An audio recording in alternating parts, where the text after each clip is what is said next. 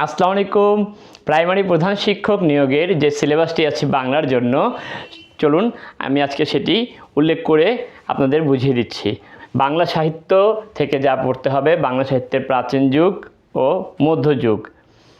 এরপরে চলুন কয়েকজন গুরুত্বপূর্ণ সাহিত্যিকদের নাম উল্লেখ করছি, যেখান থেকে প্রায় বিগত বছরে এসেছে বিভিন্ন পরীক্ষায়, নিয়োগ পরীক্ষাগুলোর জন্য গুরুত্বপূর্ণ কিছু সাহিত্যিকদের নাম।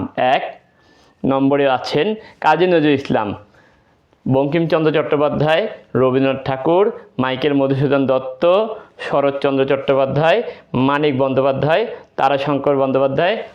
ভাষা থেকে গুরুত্বপূর্ণ প্রশ্ন আসে, ভাষার পরিচয় এবং ভাষার উৎপত্তি ও বিকাশ, সন্ধিবিচ্ছেদ, ধ্বনি, প্রত্যয়, বাগধারা, সমাস, নত্যবিধান ও সত্যবিধান, কারক ও বিভক্তি, উপসর্গ, পারিভাষিক শব্দ, সমার্থক শব্দ, বিপরীত শব্দ, ছদ্মনাম। ছদ্মনামের বিষয়ে যেটা বলবো, যে আপনি জানেন যে বঙ্কিমচন্দ্র চট্টোপাধ্যায় বা রবীন্দ্রনাথ ঠাকুরের ছদ্মনাম হচ্ছে ভানুসিংহ, মাইকেল মধুসূদন দত্তের ছদ্মনাম কি, শরৎচন্দ্রের ছদ্মনাম কি। যাদের ছদ্মনাম আছে সেই সকল সাহিত্যিকদের ছদ্মনাম বিষয়ে পড়তে হবে।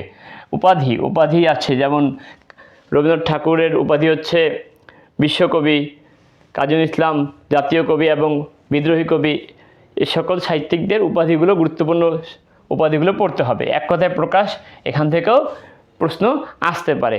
প্রিলিমিনারি 25 মার্কের পরীক্ষার জন্য MCQ টাইপ কোশ্চেন হবে, এই সকল টপিক অবশ্যই পড়তে হবে।